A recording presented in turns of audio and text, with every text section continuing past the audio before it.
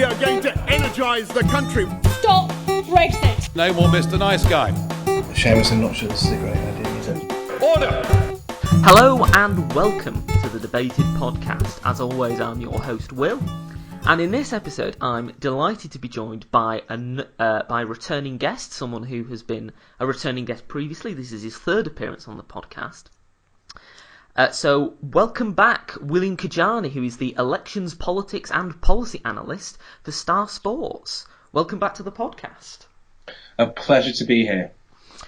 So to begin with, I'd like to ask, what was your initial reaction to that exit poll? Not shock, more sort of awe at the actual size of the majority. Mm-hmm. I think most people, and certainly the sort of betting we've been having through the day, thought that there'd be a reasonably sized majority, a bit of leeway. This was a very seismic, very historic result, definitely, and you could feel that drop right at 10 p.m. Because I was at ITV. So the whole room just went agape. Not to the fact it had a majority, it was expected in hindsight, but just how big it was. What was the sort of betting predictions that you had immediately prior to the election poll dropping? I mean, you said that expected a majority, but obviously not on that scale. What sort of majority were you expecting?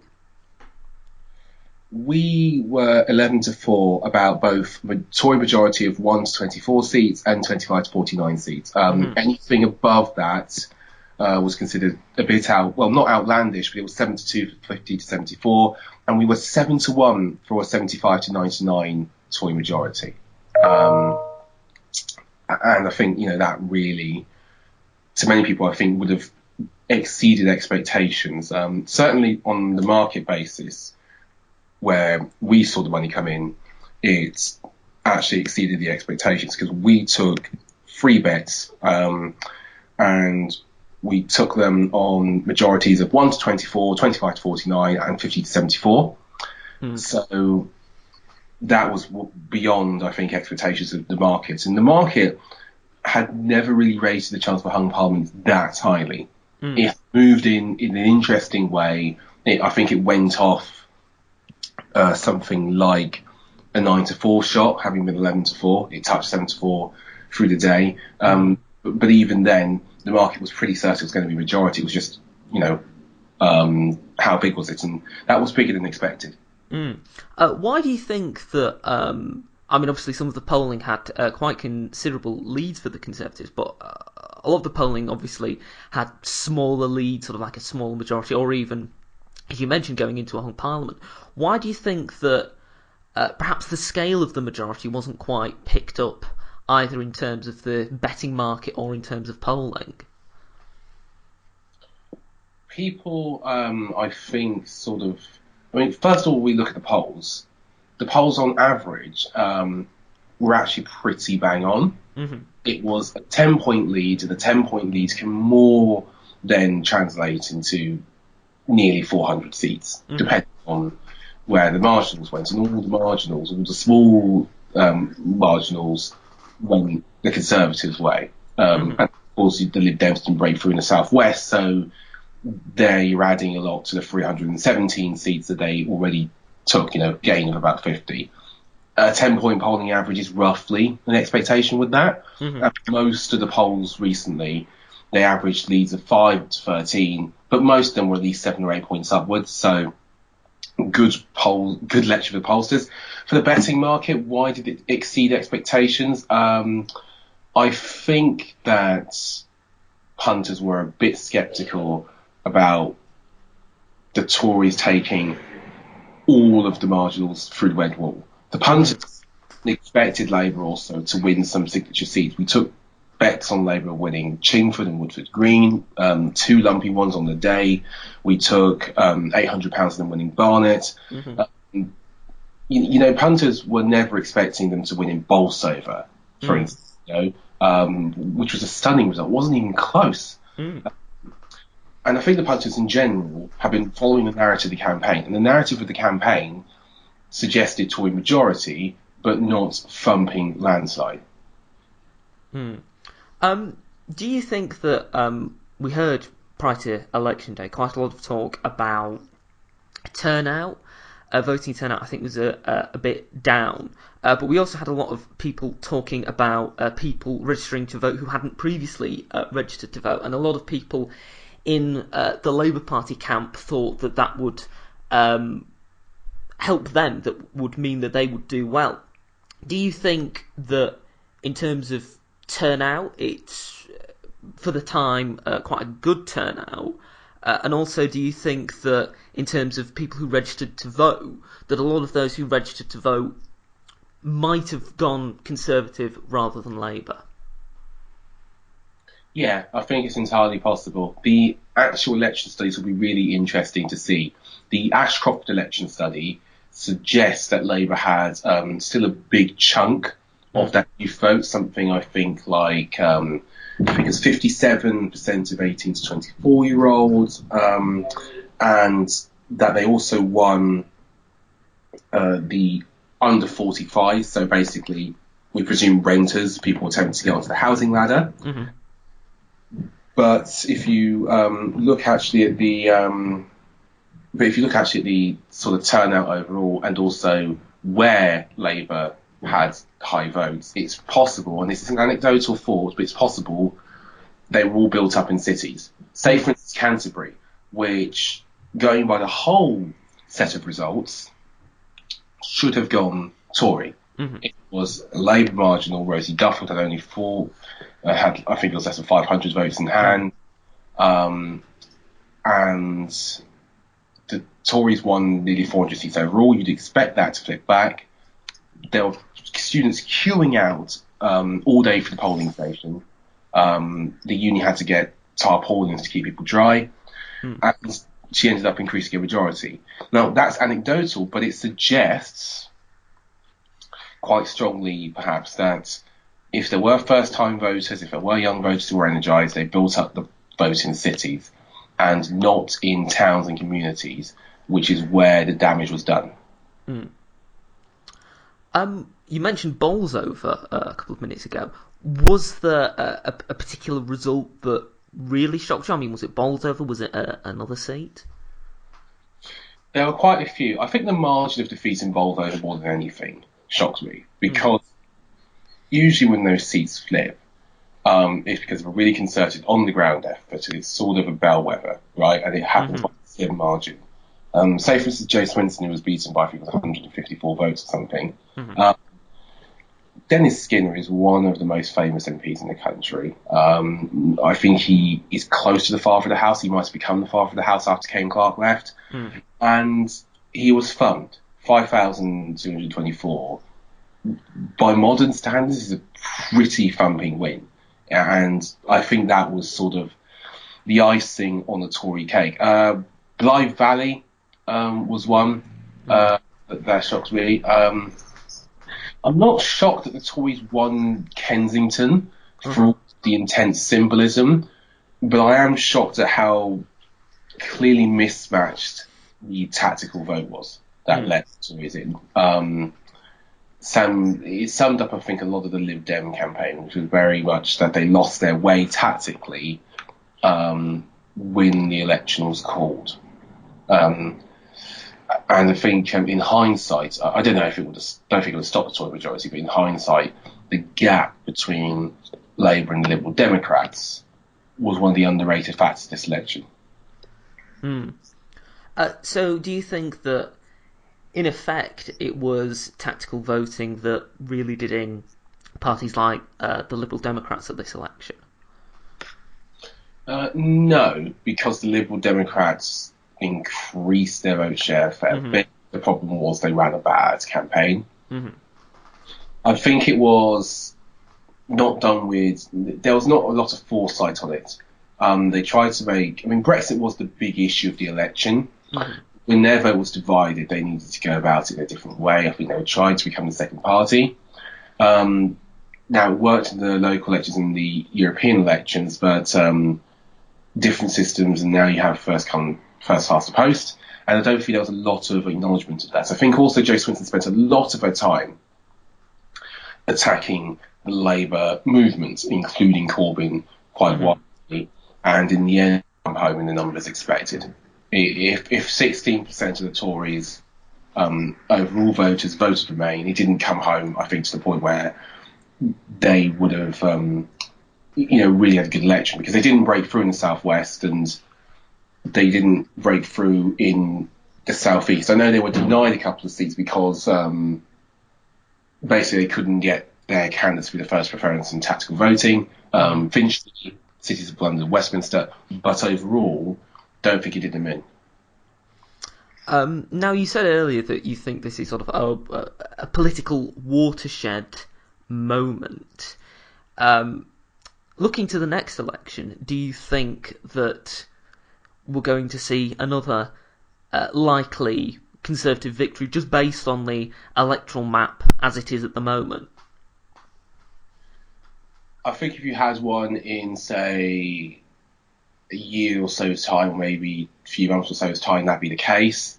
These sort of things are always a bit tricky to predict. I mean, number one, after the next election, we will certainly have had some form of Brexit. It is certainly likely to be reasonably hard.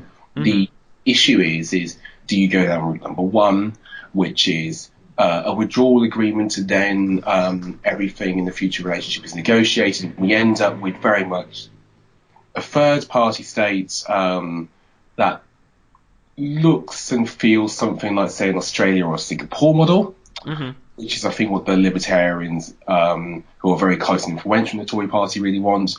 Or do we have a situation which looks potentially quite likely, which is the withdrawal agreement is passed overwhelmingly.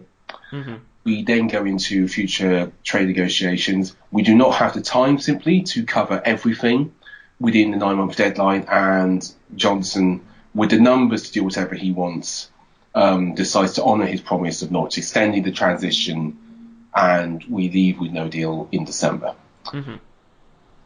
If we leave with no deal in December, I'm of the opinion it will be quite a shock still. People will be better prepared for it, but it will still be quite a seismic shock. If there are, say, the job losses on the manufacturing scale and the industrial scale, perhaps even in services, that most experts tell us there will be if we leave with no deal, that could leave quite a deep wound in the seats that make up the Tory advantage. But this is really long-term thinking. First past the post suits the two major parties, sure. But as for the electoral map suiting the Tories, I don't honestly know about that. I think they won this resoundingly, and it goes beyond the voting system, and it probably goes beyond most other things that people would go for. I think the deep dive into how people voted would be really interesting. Opinion will always also come out with some stats saying that people didn't like the Labour leadership, but it's too simplistic to blame this on anything solely, although I think Brexit was the biggest factor. Now, obviously, next year we're going to be seeing two leadership elections. So, to begin with, I'd like to talk about the Liberal Democrats' leadership contest next year. What are we sort of looking like in terms of betting for that election? Has there been any immediate odds calculated, or are we going to have to wait a bit to see where the market is going to go in terms of who the next Lib Dem leader will be? We had odds pretty much after the exit poll. They changed a fair bit because Ed Davey is now evens. Now he's sharing the interim leadership with Sal Brinton. I don't think keep it like that now. I think they'll want to go to an MP. You can get evens Ed Davey, which is just directly a 50% chance, half a chance basically, in really crude terms, that he will win. You can get 6-4 for Layla Moran, and then there's a big gap, and that's the reading we think of where the two parties, or where the two people in the party, I should say, are. Moran probably was seen by them to have had a good election beforehand, and 6-4 roughly calculates basically that she's got around 42% chance of taking, which which I think is entirely fair. I think also it's fair that we've got a big gap between them two, and we're a Hobhouse, 12-1. Then Christine Jardine is 20-1. Then it's Sarah Olney, who's also 20s.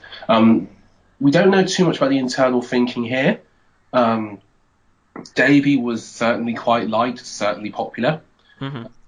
Pre-election. Moran also was a long time Lib Dem. She didn't sort of defect and jump in. I'd be surprised if it was one of either of those two. The punters at the moment like Davy, but they're back top two in the market to the exclusion of everything else. How do you think the Liberal Democrats are going to, as you said, that they increased the amount of share that they had per constituencies, but how do you think that they're going to recover from this election, and what sort of direction do you think they will go in terms of policy and in terms of image? In terms of policy, it's probably got to be... I mean, the thing was, they actually had a fairly radical manifesto if you look at the spending plans. It wasn't that far behind Labour. It was certainly miles away from the Conservatives. And it suggested a rather bold offering, sort of aggressive social liberalism. Now, the issue is where does the Labour Party go? That probably informs a bit the choice. The Labour Party, a lot of people want it to move back to the centre ground, but a lot of people in the charged Labour Party, they say no. I think the fact it's going to be heavy on sort of progressive and social liberal ideas is reflected by the fact that we've got Ed Davey and Len Moran as first and second favourite in our markets. In terms of policy, the key will be to try and occupy a space where they're not basically Labour light, because that was a big criticism of the Lib Dems, which was quite effective during the campaign. And with Brexit being likely to be done, in 5 years, you are not realistically going to be, I think, pushing for re-entry with the same fever that people have been for now. It feels done. So I think they're going to try very much and go to a sort of 2005 style position. Now, you mentioned the Labour Party, and of course they will be having leadership and a deputy leadership election next year. I'd first like to have a look at the deputy leadership election. What have the markets been saying regarding that? Are there any runners and riders at the moment? What are the sort of odds at the moment? Well, we've only got odds on the main one, that being that people are declaring at the moment to run for leader, and that's what the talk's about. When we get an idea of who's likely to actually put their hat in the ring for deputy, probably we'll have a market on that. Turning then to the leadership, we've seen a lot of people suggest people like Angela Rayner, Rebecca Long Bailey. What's the market saying in terms of odds? Is there a particular favourite at the moment? What's it looking like? It's Keir Starmer who's favourite. He opened up, he was 3-1 on the night of the election blowout. He's now 5-2. That's 28.57% chance, basically, we give him being the next Labour leader. Rebecca Long Bailey is 9-2. That's an 18% chance. Now, Jess Phillips, who was 16-1 on the night of the election, and was 33-1 in the summer when we took £500 on her, has crashed in to 5-1. In other words, just over 16% or 16.67% chance of becoming the next leader. Now, that's a really big move, and we have seen lots of money for her. She's been the best back by a mile, presumably on the basis that we think she's going to run, presumably on the basis that the election result is bad enough that people might want Labour to change course, and also presumably on the fact that this has been an ambition of hers for a little while. Now, with Phillips, there's the issue of turning the membership into her favour, because a lot of Labour members aren't big fans of Jess Phillips, who was after Corbyn for quite a long time, went after Corbyn quite hard. So it'll be interesting to see how that plays out. particularly as this leadership election is probably going to take place, say, April of next year. And that's not a lot of time, basically, for people to flood the party with memberships. We're going to have to presume it's the existing electorate internally in the Labour Party that will pick its next leader. Lisa Nandy is coming from 20 to 1 to 10 to 1. People are really getting behind her now. So Rayner is another big mover. Was 12 to 1 just before the election, 11 to 1 on the night of the election, now 7th. And we've seen a drift in Emily Thornberry, who was 12 to 1 just before the exit poll, and 12 to 1 on the morning after, now 16th. That might be because of her fervent pro-European stance, which might not be seen as being so popular. Looking at the first three that you mentioned, Keir Starmer, Rebecca Long-Bailey and Jess Phillips, how do you think, if they were to become Labour leader, how do you think that they would differ from one another? What do you think stylistically and policy-wise would separate them from one another? Well, if you have Rebecca Long-Bailey, you definitely have sort of a manifesto in the name of sort of for the many, not the few. It probably, in 2024, presumably, it will probably ask for a very sharp reversal of Tory orthodoxy. I'm thinking it would still call for nationalisation, which, by the way, people do like the sound of. When you actually poll people on just the policies of nationalisation, they support most of it. And I think the sort of campaign will very much be momentum-led, perhaps maybe not youth-focused as much, because the turnout wasn't what they hoped it'd be this time. But I can see it being,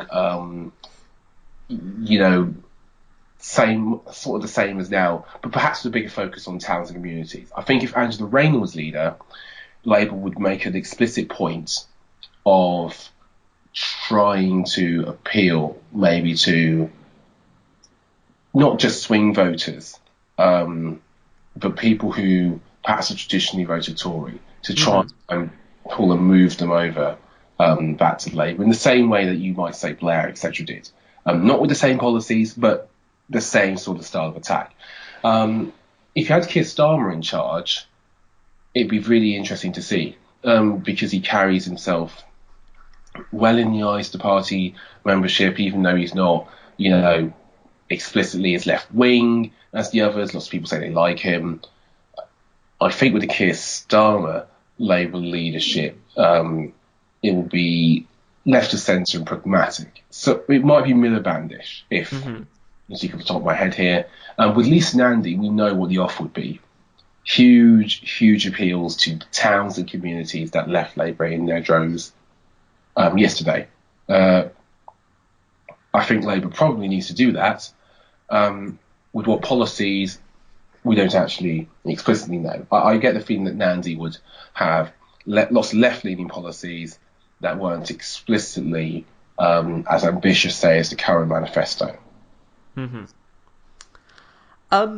you think that the direction of the Labour Party then is based on the way that the seats that were held, is that we're going to see more focus perhaps on southern seats like Canterbury and Warwick and Leamington, rather than perhaps the traditional battlegrounds that we saw go Conservative at this election? Or do you think that in actual fact that the party is going to put as much emphasis as it can on getting those voters back in the north-west, the north-east of England? I think the electoral map dictates they have to go and win at least a significant majority, like at least, let's say, 60 to 70% of those towns and communities back. The northwest did damage, I think, and also there needs to be a better offer in Wales. Now, I know Plaid Cymru lost a seat, and the Tories did well there, but of course the Leave voter sentiment is much higher. Now, this is all hypothetical because presumably by the time of the next election, Brexit's been done. And whatever effect it's had, good or bad, we felt for 2 or 3 years. If Brexit was to go badly, there are different degrees of badly. It's quite likely that some of those voters could be won back. Mm-hmm. If it was to go well, that's a much harder task, seeing as they got what they wanted and it was brilliant, let's say. I think the route back to Labour probably has to lie through going to the northwest and the Midlands, and then hopefully turning a bit of Wales back as well. I mean, they did lose a couple of seats in London and the outlying areas, but I think that as a whole, cities tend to have more Labour sentiment in them, purely because of the demographic trends of people getting better educated, becoming more social liberal, and moving to a city and voting Labour, especially if they can't afford to buy a house there or something, And sometimes you get the migration effect of people who can't live in London, going out and settling up in places like, I don't know if it's in London exactly or Putney, etc., Mm-hmm. Well, we're coming to the end of the podcast. It's been great to have you on again, William. Thank you once again. So I'd like to ask you one last question. Now, last time you appeared on the podcast, I asked you what you would like for Christmas this year. I'm now going to ask, what would you like for Christmas next year? Oh, this is interesting. Christmas next year. I tell you what, I'd love to avoid no deal Brexit. I'll take that, actually. A no deal Brexit for Christmas next year. Well, I think that's something that most of our listeners could agree to as well, and I think it would be something that would, be better avoided than something to happen. Thanks once again for coming on. Oh, thank you very much for having me. If you would like to listen to the podcast, you can do on iTunes, Spotify, YouTube, or Spreaker. If you'd like to get in contact with us, you can do at thedebatedpodcast@gmail.com. If you'd like to follow us on Twitter, you can do at Debated Podcast. Like us on Facebook, same, Debated Podcast. Thank you once again for listening to this episode. I hope you listen to the next one.